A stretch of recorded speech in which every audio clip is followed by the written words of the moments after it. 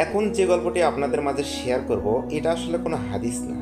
এটা জাস্ট মানুষের জীবনের একটা বাস্তব গল্প। এই গল্পটি একজন তিউনিসিয়ান বোনের বাস্তব জীবনের অভিজ্ঞতা। এই বোন 14 বছর বয়সে তিনি ক্যান্সারে আক্রান্ত হন। তখন চিকিৎসার কারণে আল্লাহর করুণায় সুস্থ হয়ে ওঠেন। এর 10 বছর পর তিনি বিয়ে করেন। তখন অনেকেই তাকে বলছিলেন পূর্বের নেওয়া প্রচণ্ড শক্তিশালী ও প্রচুর ঔষধের কারণে তার জন্য সন্তান ধারণ অসম্ভব। তবে বিয়ের 7 মাস পর তিনি একটি পুত্র সন্তান জন্ম দেন। কিন্তু দুর্ভাগ্যবশত বিয়ের 2 বছরের মধ্যেই তার বিবাহ বিচ্ছেদ ঘটে। পরবর্তী 3 বছর তিনি তার পরিবারের সঙ্গে থাকেন। পরে তিনি এমন একজন মানুষের সঙ্গে বাগদান করেন যিনি তাকে গভীরভাবে ভালোবাসতেন। যদিও তার পরিবার তালাকপ্রাপ্ত ও সন্তানের মাকে বিয়ে করার বিরোধিতা করেছিল, তবুও সে ব্যক্তি তাকে বিয়ে করেন এবং সবসময় ভালোবাসা ও যত্ন নিয়ে আগলে রাখেন। কিন্তু সেই বোন 30 বছরেও বেশি সময় ধরে নামাজ আদায় করেননি। কিছুদিন পর তার জরায়ুর ক্যান্সারের মারাত্মক পর্যায়ে পৌঁছে যায়। এতে তিনি খুব হতাশ হয়ে পড়েন এবং কান্নায় ভেঙে পড়েন। নামাজবিহীন একজন ব্যক্তি কিভাবে আল্লাহর সামনে উপস্থিত হওয়ার ভয়ে ভীত হয়ে পড়েন। তিনি আল্লাহর কাছে কেঁদে কেঁদে দোয়া করা শুরু করেন, ইয়া রব, ইয়া রব, আমাকে সুস্থ করে দিন। আমি নামাজ আদায় করব এবং একজন ভালো মুসলিম হব। তিনি বারবার বলতেন, লা হাওলা ওয়ালা কুওয়াতা ইল্লা বিল্লাহ এবং হাসবি আল্লাহু ওয়া নিয়ামাল ওয়াকিল।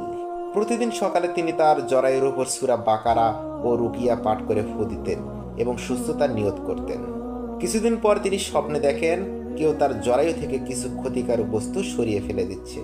পরবর্তীতে তিনি হাসপাতালে যান এবং চিকিৎসকের কাছে অনুরোধ করেন চিকিৎসা শুরুর আগে আরেকবার স্ক্যান করার জন্য। আশ্চর্যের বিষয় হলো তার শরীরের আর কোনো ক্যান্সারের কোষ পাওয়া যায়নি। সবকিছু সম্পূর্ণভাবে অদৃশ্য হয়ে গিয়েছে। চিকিৎসক নিশ্চিত করেন তিনি 4র্থ স্তরের মারাত্মক ক্যান্সারে ভুগছিলেন। কিন্তু প্রতিদিনের আজকার, রুকাইয়া ও সূরা বাকারা তিলাওয়াতের মাধ্যমে তিনি পুরোপুরি সুস্থ হয়ে ওঠেন। তিনি আল্লাহর সামনে সিজদা করে কেঁদে কেঁদে কৃতজ্ঞতা প্রকাশ করেন। তিনি আসমাউল হুসনা পাঠ করে আল্লাহর কাছে দোয়া করতে থাকেন। এরপর থেকে তিনি সময় মতো নিয়মিত নামাজ আদায় করতে শুরু করেন। পরবর্তীতে তিনি সম্পূর্ণ সুস্থ হয়ে ওঠেন এবং আর কোনো চিকিৎসা বা ওষুধের প্রয়োজন হয়নি। গল্প থেকে শিক্ষণীয় বিষয়, গল্পটি আমাদের জীবনে তওবা, দোয়া, সূরা বাকারা এবং নামাজের গুরুত্ব উপলব্ধি করায়। এটি আমাদের শেখায় যে আল্লাহর রহমত লাভ করতে দেরি হয় না, যদি আমরা একনিষ্ঠভাবে তার দিকে ফিরে যাই। আপনি যত পাপই করে থাকুন না কেন এবং তার যত দীর্ঘকাল ধরে হোক, একনিষ্ঠ তওবা এবং আল্লাহর কাছে ফিরে আসাই সবকিছু সমাধান। আল্লাহ আপনার তওবা গ্রহণ করবেন এবং আপনাকে সন্তুষ্টি ও রহমতে ভরিয়ে দেবেন। এই ঘটনাকে একটি শিক্ষা ও দিক নির্দেশনা হিসেবে গ্রহণ করুন।